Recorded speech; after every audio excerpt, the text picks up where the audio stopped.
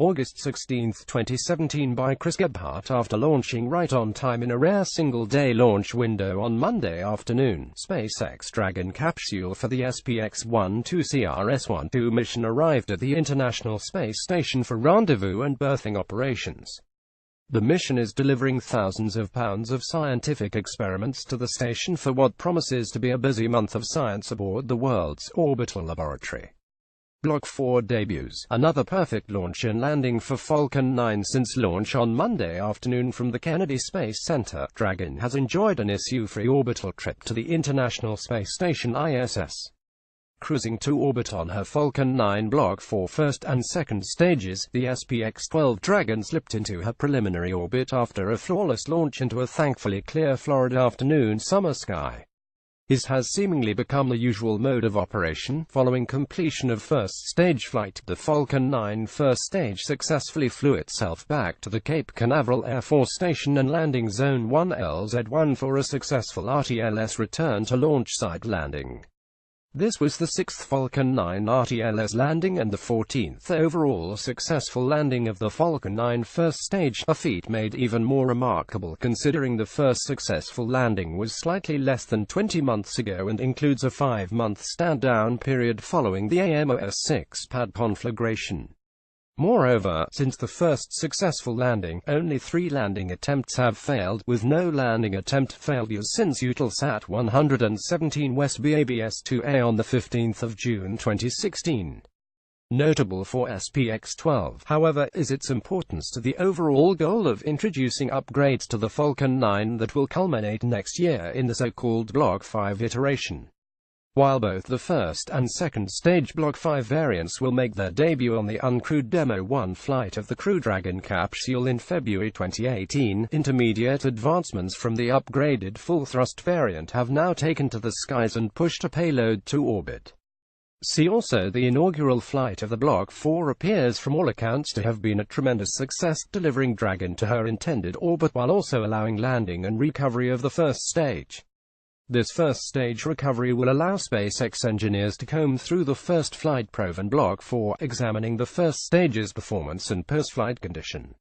While this first Block 4 curiously did not fly with the new titanium grid fins, which debuted earlier this year on the June launch of Iridium NEXT 1120 from Vandenberg, the first Block 4 did make use of increased thrust Merlin 1D engines. The thrust increase of the Merlin 1Ds is also incremental, with a final thrust increase set to debut on the Block 5. These incremental performance upgrades to the eventual Block 5 design are crucial to SpaceX's desire to achieve an ability to land, refuel, and launch a Falcon 9 first stage with minimal refurbishment and to further lower the cost of access to space. However, per current vehicle assignments, the next Falcon 9 will not be a Block 4 but rather an upgraded full-thrust variant tasked with launching Taiwan's extremely lightweight Formosat 5 satellite on the 24th of August from SLC Fort Vandenberg Air Force Base, California. The second flight of the new Block 4 will occur 2 flights from now on the OTV-5 mission, the 5th flight of the X-37B spaceplane for the U.S. Air Force, a mission that will launch from LC-39A at the Kennedy Space Center no earlier than the 7th of September. SPX-12 rendezvous and berthing following orbit insertion Monday afternoon. Dragon performed a series of trajectory adjustment burns over the capsule's slightly less than 2-day chase with the ISS to properly align itself 6 kilometers from the station on Wednesday morning for final approach operations. Note all times listed below are per NASA's SPX-12 approach timeline. It is common for Dragon to perform better than anticipated and arrive at its various approach milestones earlier than predicted.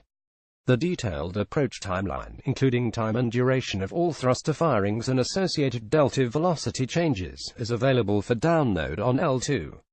Following approval from NASA, SpaceX controllers commanded Dragon to begin its final approach sequence with the HA-4 approach initiation burn around 0416 EDT, at which time the 6-person ISS crew began actively monitoring Dragon's approach to the orbital outpost. During final approach, Dragon maintains proper alignment with the ISS through its relative navigation system, which was developed by SpaceX and debuted on CRS-3's approach on the 20th of April 2014. Specifically, the HA-4 burn is designed to pulse Dragon up toward the ISS to its 350 meters 1,148.3 feet hold point. Dragon initially approaches the station from behind and underneath, and the HA-4 burn starts the craft's trip up the radial velocity vector, or R-bar, toward the ISS.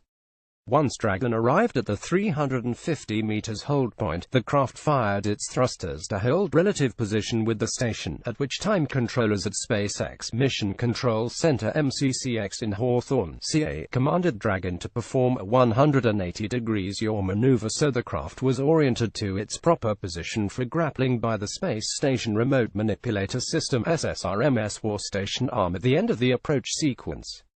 After the yaw maneuver, MCCX and MCC Houston MCCH controllers confirmed the health of Dragon systems, after which the spacecraft departed the 350 meters hold point at 0511 EDT.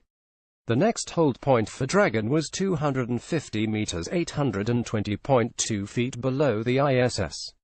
Here, controllers once again confirmed Dragon's health and the craft's orientation before giving a go to press ahead toward capture.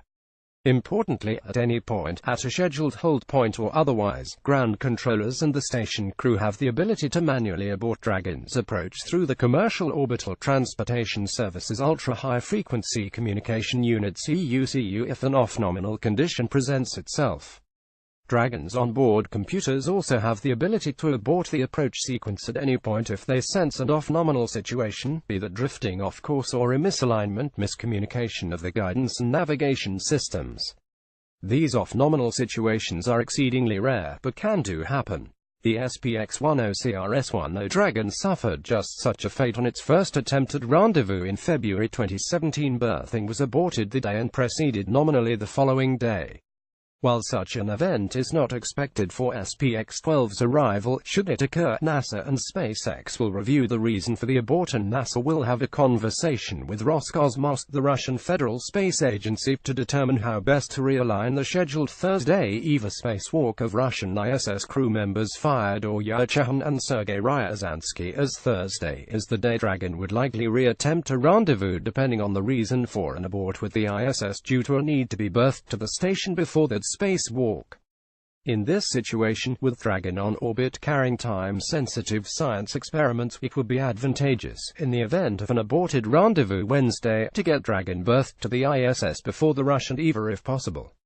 The Russian EVA is to deploy 5 nanosatellites, including the first 3D-printed CubeSat, into Earth orbit, and the deployment would prevent Dragon from approaching the ISS if deployment occurs before Dragon's berthing, due to the need to calculate and concretely define those nanosats' orbits and trajectories to ensure they do not pose a collision danger to Dragon as it approaches the station.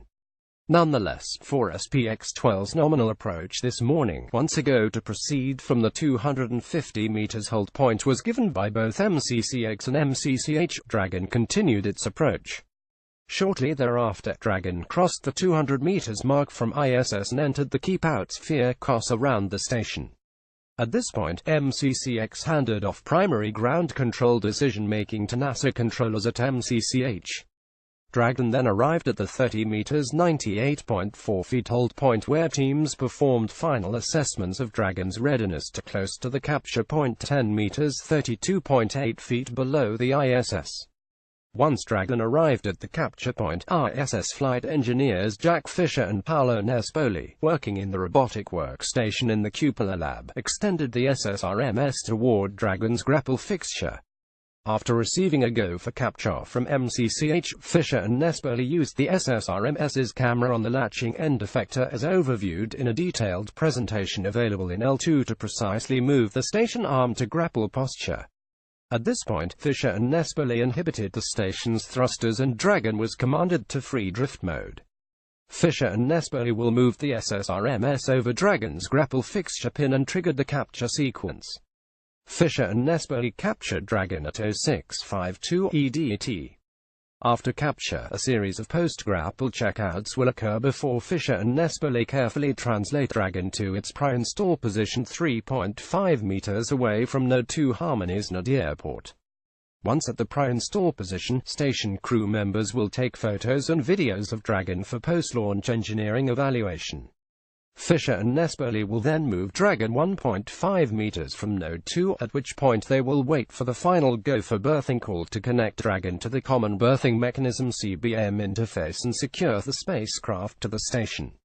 Under the current plan, the CRS-12 Dragon will remain berthed to the ISS for slightly more than 1 month, with release scheduled for the 17th of September, at which point Dragon will re-enter Earth's atmosphere and splash down for recovery in the Pacific Ocean. Under the current ISS visiting vehicle manifest, the next cargo resupply mission is Orbital ATKZO-A80 Cygnus on the 11th of October 2017 from the Mars Mid-Atlantic Regional Spaceport in Wallops, Virginia, on the company's Antares rocket. Images NASA, SpaceX, and L2 artist Nathan Koga. The full gallery of Nathan's Falcon Heavy to Dragon to Starliner, MCT, SLS, commercial crew and more L2 images can be found here.